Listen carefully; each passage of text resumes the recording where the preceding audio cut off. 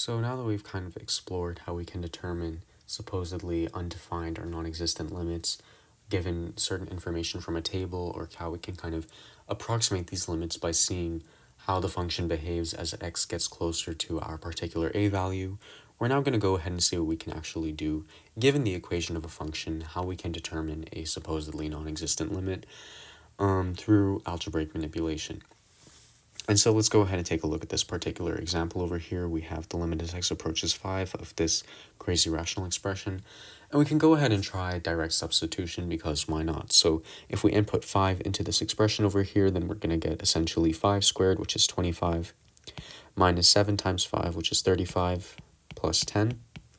We're going to go ahead and divide that by x minus 5, where we input 5 into our expression, then we're going to have essentially 5 minus 5. And we can already see a bit of an issue arising over here, right? So 25 minus 35, that's going to be negative 10, plus 10, that's going to be 0. And then 5 minus 5, we're going to have 0 in the denominator. So we have this indeterminate form, right? Indeterminate. I don't know. And so essentially, we saw that by direct substitution, we won't necessarily be able to determine our limit. We just have to say that this limit doesn't exist.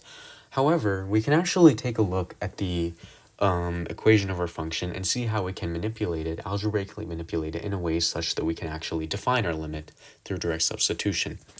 So let's go ahead and try that out. So let's look at this denominator over here. We have a quadratic function. And so the first thing I think to do is perhaps to try and factor it. So let's go ahead and do that. And if you factor this out, you will get essentially x minus 5 times x minus 2. I mean, you can go ahead and verify that if you'd like.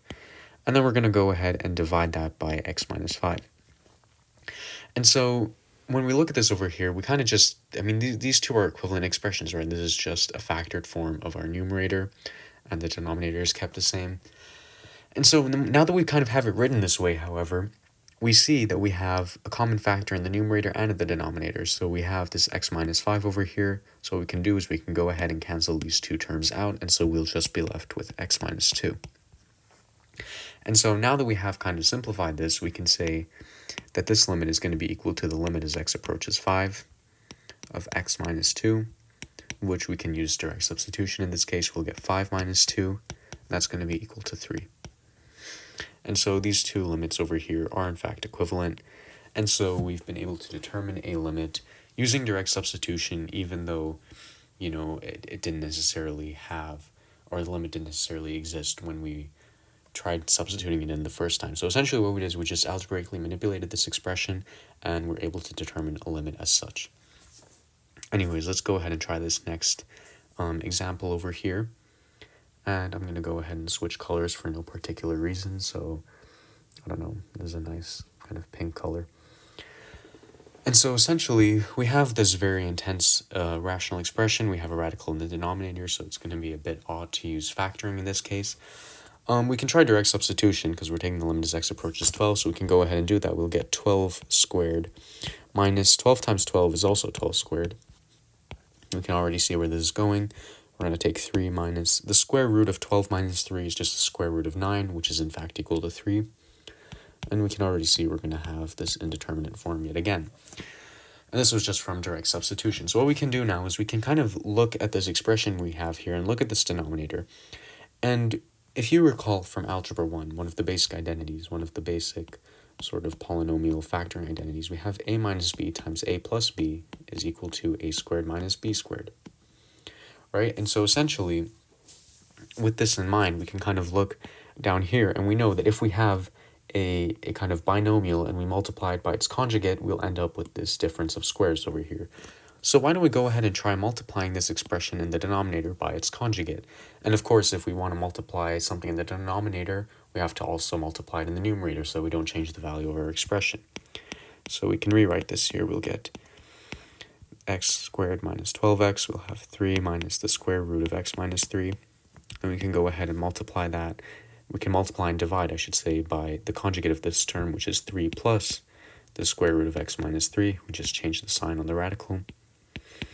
And then 3 plus the square root of x minus 3. And so let's take a look at this denominator now in particular.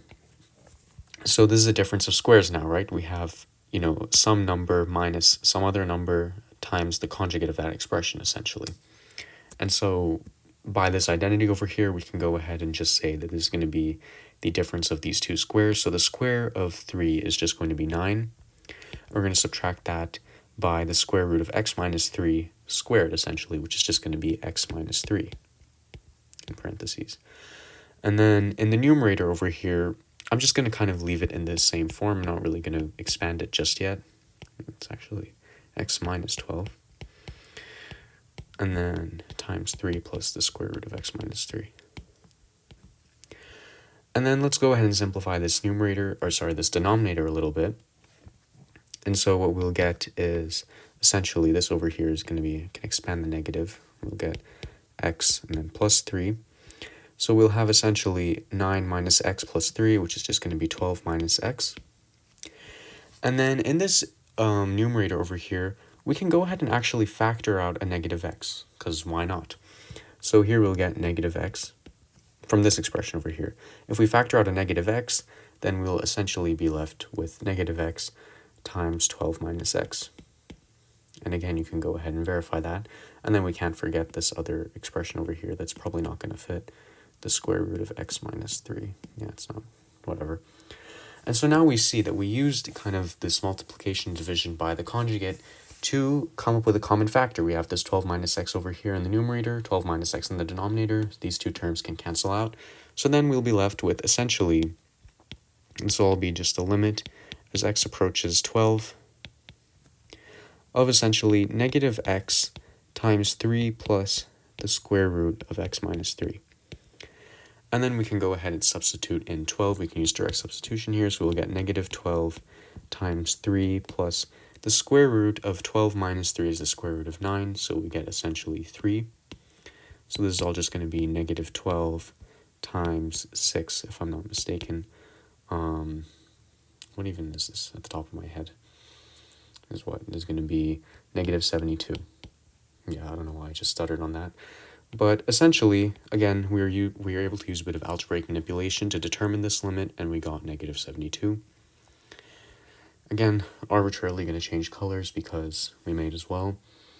Let me use this nice kind of darker red color. We have this very intense rational expression. We're taking the limit as x approaches 1 of it. And what we can do is we can again look at the numerator, and this time we're also going to have to look at the denominator. Numerator, we have a third degree polynomial, and the denominator, we have a second degree polynomial, and let's go ahead and try factoring these two. So we can try direct substitution, but you already know the story. We're going to get 1 minus 3 plus 3 minus 1 in the numerator. Going to divide that by 1 minus 2 plus 1, which is in fact going to be equal to 0 over 0. Right, in a determinate form. And so what we can do is we can try to factor these two expressions out. So in the numerator, this looks like a pretty intense expression over here, but if you recall Pascal's triangle or the binomial theorem from pre-calculus, we can kind of look at the coefficients over here. Here we have a 1, a negative 3, a 3, and a negative 1. And if you recall from Pascal's triangle, the coefficients on an expansion of a third degree binomial is going to be 1, 3, 3, 1. Again, this just comes from the binomial theorem, Pascal's triangle, whatever you want to remember it by. And so this, to me, kind of looks a little bit like the third degree binomial expansion of x minus 1. So x minus 1 to the third. And we can actually go ahead and try to verify that. But essentially, this is actually just the binomial expansion of x minus 1 to the third. And then we can look at this denominator over here. We have x squared minus 2x plus 1. You may recognize the special identity used over here.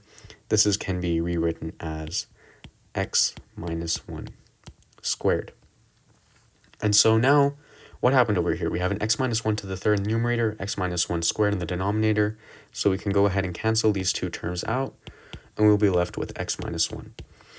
So, I mean, you kind of have to recognize the kind of Pascal's triangle or binomial theorem expansion over here.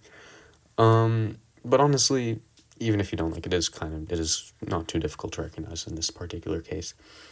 So then we kind of have this much more simplified version of, I mean, these two are essentially equivalent, or almost equivalent. However, this is just a simplified form of it, right? And so now we can take the limit as x approaches 1 of x minus 1. And so that's just going to be 1 minus 1, which is equal to 0. So we were able to determine a limit.